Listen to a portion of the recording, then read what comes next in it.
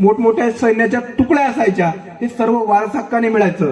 गावात दवंडी यायची की आपला राजा बदललाय, काहीच नाही वाटायचं लोकांना, कारण हे नेहमी चालू राहण्याची प्रक्रिया असायची. शिवाजी महाराज हे जगाला आदर्श होण्याचं सगळ्यात महत्वाचं आणखी कारण की शिवाजी महाराजांनी जी सुरुवात केली ती शून्यातून केली.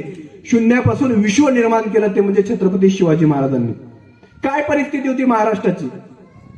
आदिलशाही, निजामशाही, कुतुबशाही, इमादशाही, बिराजशाही या शाया एकमेकांच्या विरुद्ध लढायच्या, एकमेकांना मजबूत करण्याचं काम करायच्या. हे करायचं कोण? तर हे आमचीच माणसं त्या शाया मजबूत करण्याचं, त्या शायांचे हात पक्के करण्याचं काम करायचे. आणि खऱ्या अर्थाने एकमेकांच्या विरुद्ध लढून हे कधी कधी धारातीर्थ पडायचे, संपायचे. हे कुठेतरी थांबलं पाहिजे. हे आऊसाहेब जिजाऊंना, शहाजीराजांना वाटायचं. शहाजीराजांनी आऊसाहेब जिजाऊंना सांगितलं आणि खऱ्या अर्थाने सुरुवात झाली ती म्हणजे स्वराज्याची. स्वराज्याची सुरुवात हे शिवाजी महाराज जन्माला येण्याच्या आधीपासून की असं एखादं राज्य असावं ज्या राज्यामध्ये माणसं हे सुरक्षित असावी आणि आपलीच माणसं आपल्यासाठी एकत्र येऊन त्यांनी काहीतरी करावं यासाठी घातलेला घाट म्हणजे स्वराज्य होतं. शिवाजी महाराजांनी स्वराज्य निर्माण केलं, पण हे निर्माण होताना खूप मोठा राजवाडा होता, बरेच सैन्य होते, मोठी जहागिरी वाट्याला आली होती, असं काहीच नव्हतं. आजचं समृद्ध शहर समजलं जाणारं पुणे शहर, या पुण्यावरती मुरार जगदेव जो की आदिलशहाचा सरदार होता, या मुरार जगदेवाने काय केलं? लोखंडी पहार तिथं रोवली, गाढवाचा नांगर फिरवला. त्या लोखंडी पहाऱ्यावरती एक फळा, ज्याला केरसुनी म्हणतात, केरसुनी तुटकी चप्पल तिथं लटकवली. म्हणजे इथं जो कोणी राहील, जो कोणी वास्तव्य करेल त्याचा समूळ निर्वंश होईल. खऱ्या अर्थाने इथं आम्ही समजून घेतलं पाहिजे की अशा परिस्थितीत सुरुवात झाली ती स्वराज्याची. सोन्याचा नांगर आऊसाहेब जिजाऊंनी साडी, माळी, लोहार, कुंभार, कोष्टी, महार या सर्व समाजाची पोरं एकत्र घेतली, त्यांच्या हाती देखील नांगर दिला आणि ही भूमी पवित्र केली. आज जर पुणे बघायचं झालं तर 3-4 दिवस लागतात. सुरुवात केली आऊसाहेब जिजाऊंनी आणि सुरू झाला स्वराज्याचा कार्यक्रम. सवंगडी एकत्र यायचे, कुठेतरी एखादा न्याय निवाडा करायचे, सह्याद्रीच्या एखाद्या डोंगरावर जायचे, डोंगर समजून घ्यायचे, कधीतरी एखाद्या कपारी जायचे, कपार समजून घ्यायचे, कधीतरी एखाद्या घाटात जायचे, घाट समजून घ्यायचे. खऱ्या अर्थानं सह्याद्रीच्या अंगाखांद्यावरती खेळून, सह्याद्रीच्या अंगाखांदा समजून घेऊन सुरू झाला ते म्हणजे स्वराज्याची बांधणी. आणि ही स्वराज्याची बांधणी झाली असताना महाराजांचं उभं आयुष्य फक्त 50 वर्षाचं आहे, फक्त 50 वर्ष. या 50 वर्षाच्या काळात काहीच नव्हतं माणसाजवळ. शिवाजी महाराजांचे वडील आदिलशहाकडे बेंगळूरला सरदार होते आणि हे सरदार असताना खऱ्या अर्थाने शिवाजी महाराजांनी केलेली स्वराज्याची सुरुवात हे तुमच्या आमच्यासाठी खूप महत्वाचे. वयाच्या 14व्या वर्षी महाराजांनी पहिला किल्ला घेतला आणि स्वराज्याचं तोरण बांधलं, ते म्हणजे तोरणा. ज्या वेळेला शिवाजी महाराज लहान होते, कधीतरी आऊसाहेब जिजाऊ हे घोड्यावरती लपेट मारायला सोबत घेऊन जायच्या. शिवाजी महाराज एखाद्या वेळेला घोड्यावरून पळायचे, स्वतः उठून उभे राहायचे. त्यावेळेला त्यांना वाटायचं की आपल्या आईने उचलावं, आपल्या आईने आपल्याला सावरावं, आपल्या अंगाला लागलेली माती झटकावी. पण आऊसाहेब जिजाऊ तशा नाही करायच्या.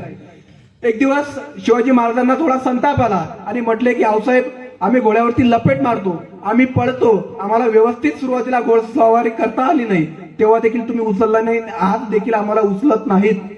त्यावेळेला आऊसाहेब जिजाऊंनी दिलेलं उत्तर अत्यंत मार्मिक होतं.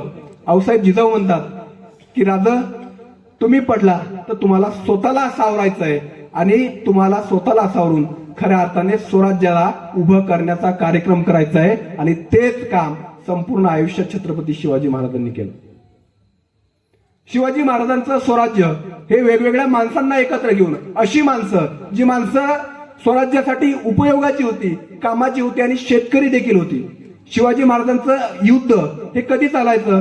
फक्त आणि फक्त अशा वेळेला, शेतात त्यावेळेला पिकं नसतात, या वेळेला अशा बऱ्याच लढाया झाल्यात की ज्या नंतरच्या काळात पण झाल्यात. पण जे राखीव सैन्य होतं त्या सैन्यांना पाठवून हे कार्यक्रम केले जायचे. ज्या वेळेला अफजल खान मारला, सुंदर पोवाडा एका दिदीने साजरा केला. अफजल खान प्रतापगडावरती आला नाही, तो आणला. महाराजांनी प्रतापगडच का निवडला असेल? कारण असा किल्ला आहे की ज्या किल्ल्यावरती सैन्य आणाला, शत्रूला कितीही मोठा असला तर तो नाकीनऊ येईल, त्याला फौज मागे ठेवावी लागेल, दानागोटा मागे ठेवावा लागेल. पण वर येताना, पायथ्याशी येताना खूप कमी निवडक माणसं सोबत असतील, मग प्रतापगडच ठीक आहे. दुपारची वेळ भेटीची का निवडली? दुपारी, भर दुपारी. कारण महाराज जेव्हा गडावरून खाली उतरतील त्यावेळेला महाराजांना शामियान्यामध्ये काय चाललं, त्या मंडपात काय चाललं हे वरून दिसेल आणि महाराज येत आहेत हे अफजल खानाला दिसणार नाही. निसर्गाचे देखील सर्वात मोठे अभ्यासक छत्रपती शिवाजी महाराज होते. महाराजांनी अफजल खान या मातीमध्ये मारला, पण त्या बाजूला एक गोष्ट महत्वाची घडली की महाराजांनी असा माणूस सोबत घेतला होता, ते म्हणजे आदिलशहाच्या सरदाराबरोबर म्हणजे अफजल खानाबरोबर जो सय्यद बंडा सोबत होता. या सय्यद बंडाला कोण सांभाळू शकतं, तर एकच माणूस आपल्याकडे, तो म्हणजे जिवा महाले. आणि झालंही महाराजांनी विचार केला तसंच. सय्यद बंडा धावत आला, दानपट्टा फिरवला आणि वरचा हात सय्यद बंडाचा वरच्या वर उडवला, तो म्हणजे जिवा महाल्याने. म्हणून म्हटलं जाते होते जिवाजी म्हणून वाचले शिवाजी. इतिहासामध्ये वाक्याची नोंद झाली. त्या ठिकाणी जर जिवा महाले नसते तर पुढे इतिहासच घडला नसता. माणसांची पारख तेवढीच महत्वाची आहे. तसंच गेलेत का शिवाजी महाराज. ठरला दिवस, चला 10 नोव्हेंबर 1659 आपल्याला जायचं नाही, याची प्रात्यक्षिकं केली. कारण अफजल खान हा असा दगेबाज माणूस आहे, त्याने आपल्या भावाला, सख्या भावाला कनकगिरीच्या युद्धामध्ये, तेही आदिलशहाकडून होते आणि अफजल खान देखील होता, असा तोफेचा गोळा सोडला की आपलाच माणूस मारला जावा. पण ते आपला माणूस म्हणजे खऱ्या अर्थाने ते होते शिवाजी महाराजांचे मोठे बंधू संभाजी महाराज. संभाजी महाराजांना मारलंय. दुसरं शिराचा राजा कस्तुरी रंग, याला देखील भेटीचं निमंत्रण देऊन मारलंय. असा दगेबाज माणूस आहे. मग याला भेटण्याच्या अगोदर हा आपल्याला आलिंगन देईल, याचे प्रात्यक्षिक महाराजांनी केले. पहिल्या वेळेला एकच वेळ वापरले, ते म्हणजे वाघनखे. आणि परत कोणत्या युद्धात महाराजांनी वाघनखे वापरले नाही. महाराजांची ही निवड होती, माणसांची असेल, जागेची असेल, त्याबरोबरच हे नियोजनाचा एक भाग होता. आणि या नियोजनाच्या भागाने अफजल खान महाराजांनी या मातीमध्ये संपवला. दुसरा असाच प्रसंग झाला. तो प्रसंग म्हणजे पन्हाळ्याला वेळा पडला आणि या वेळामध्ये महाराज अडकून पडले. हा वेळा कोणी टाकला, हा पुन्हा एकदा तो म्हणजे आदिलशाही सरदार कर्नूलचा सिद्दी जोहर याने मोठा वेळा टाकला. आणि या वेळातून निघणे हे महाराजांना, वर मावळे किती, तर वर मावळे 100-200. आणि आपण जायचं तर कसं, 40,000ची फौज घेऊन आलेला हा कर्नूलचा सरदार म्हणजे सिद्दी जोहर होता. या सिद्दी जोहराबरोबर एवढे मोठे सैन्य आहेत. या सिद्दी जोहराबरोबर मोठे घोडे आहेत, हत्ती आहेत. आणि या हत्ती घोड्यांबरोबर हे वेळा टाकला आणि आपण निघावं तरी कसं, या विचारात महाराज होते. नियोजन केलं आणि नियोजनामध्ये पुन्हा एक माणूस महाराजांना दिसला की आपल्यासारखा दिसतोय, आपल्यासारखाच बोलायला आहे, राजबिंडा दिसतोय. मग असा माणूस कोणता, माणूस होता शिवा काशीद. शिवा काशीदांसमोर शिवाजी महाराजांनी प्रस्ताव मांडला की तुम्हाला या भेटीमध्ये तुम्हाला काय करायचंय, भेटण्यासाठी जोहराला जायचंय. मग जोहराला गेलं तर त्यांना माहिती होतं की आपण जर तिथं गेलो तर आपल्याला सुद्धा मारण्याचं काम ते सिद्दी जोहर करू शकतो. कारण त्याला समजेल की आपण शिवाजी नाहीये. त्यावेळेला खऱ्या अर्थाने आपण देखील ही गोष्ट लक्षात घेतली पाहिजे की त्यावेळेला माणसं मरायला तयार व्हायची. माणसांना वाटायचं की महाराज जगले पाहिजे, कारण महाराज जर जगले नाहीत तर स्वराज्य मोठं होणार नाही. शिवा काशीत हसत तयार झाले.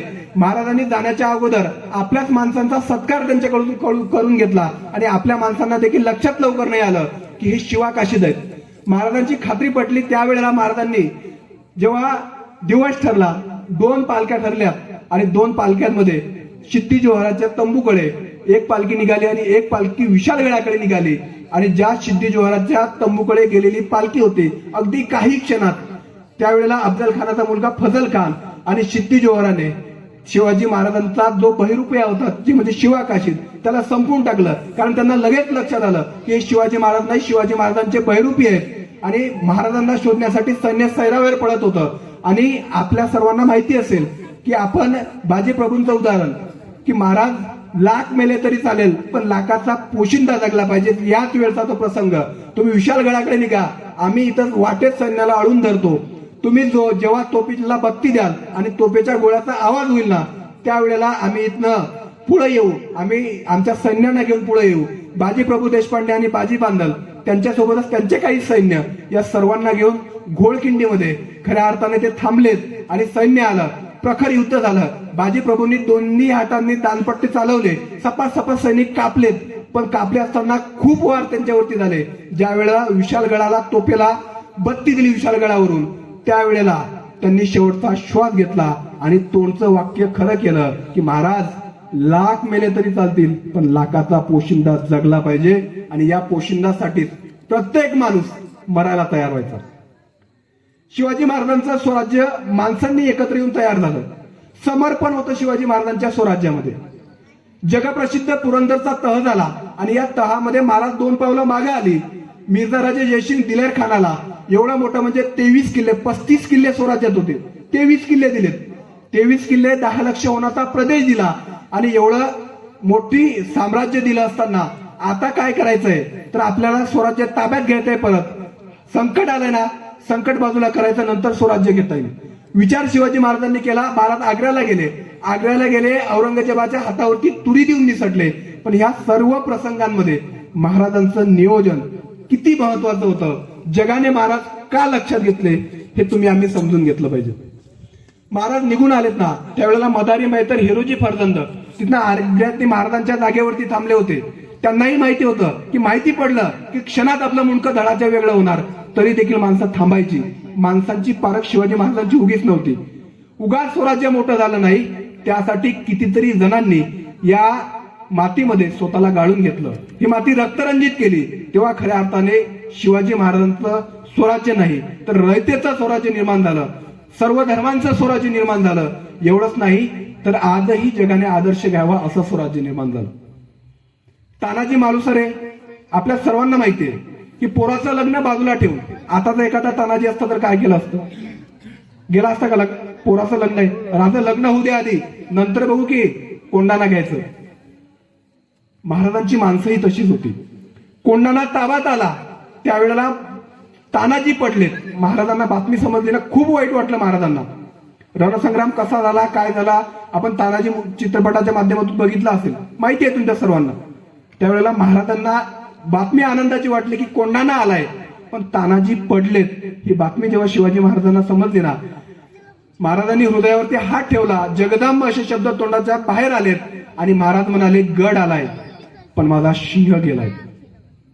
सिंहासारखा तानाजी हे स्वराज्याच्या कामी आला, ते म्हणजे कोंडाणा घेताना, आणि गडाचं नाव देखील सिंहगड ठेवलं. स्वराज्याची बांधणी होत होती आणि ही स्वराज्याची बांधणी होत असताना ज्या वेळेला पुरंदरचा तह झाला, तो साल होतं ते होतं 1665 आणि महाराज आग्र्यातून आले ते 1667 आणि या 2 वर्षाच्या काळात आऊसाहेब जिजाऊने स्वराज्य हे चांगल्या पद्धतीने सांभाळलं. आणि हे सांभाळत असताना राज्याभिषेकाची तयारी पुढे झाली आणि पुढच्या 7 वर्षात, फक्त 7 वर्षात काय झालं तर राज्याभिषेक झाला महाराजांचा. त्यावेळेला महाराजांकडे 350 किल्ले होते. 350. या 350 किल्ले आलेत कसे तर रात्रंदिवस मोहिमा आखल्या गेल्यात आणि या मोहिमांमधून एक एक किल्ला स्वराज्यासाठी तयार होत होता. पण रायरीच्या डोंगरावरती रायगड ही स्वराज्याची राजधानी असावी, तिचं काम पूर्ण व्हावं यासाठी एका आताच्या इंजिनियरची निवड शिवाजी महाराजांनी केली, ते म्हणजे हिरोजी इंदुलकर. रायगडाचं काम झालं आणि रायगडाचं काम एवढ्या प्रामाणिकपणे त्या माणसांनी केलं ना, तुम्हाला सांगतो एक वेळ असं झालं की आता रायगडाचं काम करायला पैसे नाहीत तर स्वतःची प्रॉपर्टी, स्वतःची इस्टेट गहाण ठेवली सावकाराकडे आणि ते इस्टेट गहाण ठेवून रायगडाचं काम केलं हिरोजी इंदुलकरांनी. महाराज रायगडाचं काम पाहत होते एक दिवस आणि काम पाहत असताना चालत होते. महाराजांना हिरोजी इंदुलकर सांगत होते की राजा इथं असं केलंय, राजा इथं बाजारपेठ अशी आहे, राजे सिंहासन असं असेल, पुढे गेले जगदीश्वराचं मंदिर राजा असं असेल. त्यावेळेला मंदिर बघत होते महाराज, दुरून मंदिर बघत होते, बाजूला उभे होते. त्यावेळेला महाराज हिरोजी इंदुलकरांना म्हणतायत, तुम्ही एवढं छान काम केलंय, चांगलं काम केलंय, काय बक्षिसी पाहिजे सांगा. आताचे जर हिरोजी असतात ना, त्यांनी पहिलं म्हटलं असतं की महाराज जी माझी प्रॉपर्टी मी गहाण ठेवली ना ती सोडून द्या, बरोबर आहे की नाही. दुसरं म्हटलं असतं की 100 एकर शेती द्या. तिसरं म्हटलं असतं की एखादी जहागीर द्या. पण त्यावेळेला हिरोजी इंदुलकरांनी काय केलं, दगड घेतला, महाराजांजवळ गेले, म्हटले की हा दगड जगदीश्वराच्या पायरीला लावण्याची तुमची परवानगी मला द्या. कशासाठी तर महाराज जेव्हा जेव्हा तुम्ही जगदीश्वराच्या मंदिरात याल त्यावेळेला तुमच्या चरणाची धूळ माझ्या मस्तकावर पडेल आणि त्या पायरीवरती वाक्य लिहिलं, शेविषी ठाई तत्पर हिरोजी इंदुलकर. खऱ्या अर्थाने समर्पणाचं उदाहरण काय असतं ते आपण शिकलं पाहिजे, ते म्हणजे स्वराज्यातल्या प्रत्येक एका मावळ्याकडून. शिवाजी महाराजांनी स्वराज्य निर्माण करत असताना खऱ्या अर्थाने माणसंच अशी तयार झाली की जी माणसं स्वराज्यासाठी आपलं सर्वस्व अर्पण करायला तयार असायची. शिवाजी महाराजांचं स्वराज्य आजपासून 396 वर्षापूर्वी त्या स्वराज्याला सुरुवात झाली होती, जन्माला आले महाराज तेव्हा, त्याच्या आधीपासून. नंतर देखील या स्वराज्याचा उपयोग कुठे झालाय का, तर हो नक्की झाला. आमच्या देशाच्या स्वातंत्र्य संग्रामामध्ये क्रांतिसिंह नाना पाटील असतील, सुभाषचंद्र बोस असेल, यांनी देखील शिवाजी महाराजांच्या स्वराज्यापासून प्रेरणा घेतली आणि या प्रेरणेमधून भारताला स्वातंत्र्य मिळवण्यासाठी अत्यंत उपयोग त्याचा झाला. सुभाषचंद्र बोसांना बंडखोरी करतात म्हणून इंग्रजांनी नजर कैदेत ठेवलं. शिवाजी महाराजांच्या आग्र्यातून शिवाजी महाराज कसे आलेत या गोष्टीचा अभ्यास त्यांनी केला आणि इंग्रजांच्या हातावर देखील तुरी देऊन ते निघून गेले. थेट कुठे भेटले तर हिटलरला जाऊन भेटले, जर्मनीचा हुकुमशाह हिटलरला, की आम्ही आझाद हिंद सेनेची स्थापना केली आहे आणि या आझाद हिंद सेनेला तुमची मदत पाहिजे, कारण त्यांना काय करायचं होतं, जगावर अधिराज्य मिळावं, जग जिंकावं, यासाठी बाहेर पडलेला हिटलर होता. आणि हिटलर नेताजी सुभाषचंद्र बोसांना काय म्हणतो, खूप महत्वाचं वाक्य लक्षात घ्या, तुमच्या देशात जे शिवाजी महाराज जन्माला आले होते ना, त्यांची प्रेरणा घेऊन मी जग जिंकायला निघालोय. आमच्या देशात जर शिवाजी महाराज जन्माला आले असते तर आम्ही केव्हाच जगावर अधिराज्य केलं असतं. हिटलर म्हणतोय जर्मनीचा हुकुमशाह सुभाषचंद्र बोसांना, हे आम्ही लक्षात घेतलं पाहिजे. साताऱ्यात रयत शिक्षण संस्था नावाची एक संस्था आहे. ती संस्था स्थापन केली कर्मवीर भाऊराव पाटील नावाच्या माणसाने. या संस्थेमध्ये वेगवेगळ्या शाळा आहेत ज्या अजूनही खूप चांगल्या परिस्थितीत चालल्या आहेत. सुरुवातीला काय झालं, शिवाजी महाविद्यालय म्हणजेच आपल्या गोरगरिबांचे पोरं शिकावे आणि महाविद्यालयात जाऊन उच्च शिक्षण घ्यावं या उद्देशाने महाविद्यालयाची स्थापना झाली. महाविद्यालयात पोरांनी यावं, शिकावं, यासाठी महाविद्यालय सुरळीत चालण्यासाठी पैसे पाहिजेत. पैसे मिळावे यासाठी कर्मवीर भाऊराव पाटील भटकत होते, वेगवेगळ्या लोकांना भेटत होते, त्यांना आपली संकल्पना सांगत होते आणि या संकल्पनेमधून जन्म घेत होतं ते म्हणजे महाविद्यालय. एक वेळचा प्रसंग आहे, एका सावकाराने कर्मवीर भाऊराव पाटलांना पत्र पाठवलंय. ते पत्रामध्ये लिहितोय, भाऊराव पाटील मला माहितीये की तुम्ही काय करताय, तर महाविद्यालयासाठी पैसे गोळा करतायत, माझ्याकडे या, मी तुम्हाला लागेल तेवढे पैसे द्यायला तयार आहे. भाऊराव पाटलांनी विचार केला. भाऊराव पाटील निघाले, सावकाराला भेटले आणि सावकाराने करा 1 लाख रुपयाचा त्यावेळेला धनादेश लिहिला आणि धनादेश लिहून भाऊराव पाटलांच्या हातावरती ठेवला आणि म्हणतात की आज 1 लाख रुपये घ्या, उद्या लागले तर उद्या 1 लाख रुपये देतो, परवा लागले तर परवा 1 लाख रुपये देतो, तुम्हाला लागेल तेवढे पैसे द्यायला तयार आहे, माझी फक्त एक अट आहे. दिलेलं त्या महाविद्यालयाचं शिवाजीचं नाव बदला आणि माझ्या बापाचं नाव तिथं टाका. 1 लाख रुपयाचा धनादेश सावकाराच्या तोंडावर फेकत भाऊराव पाटलांनी सांगितलं, वेळ पडली तर जन्मदाता बापाचं नाव बदलेल, पण दिलेलं महाविद्यालयाचं शिवाजीचं नाव बदलणार नाही. खऱ्या अर्थाने शिवाजी महाराज समजले त्यांना.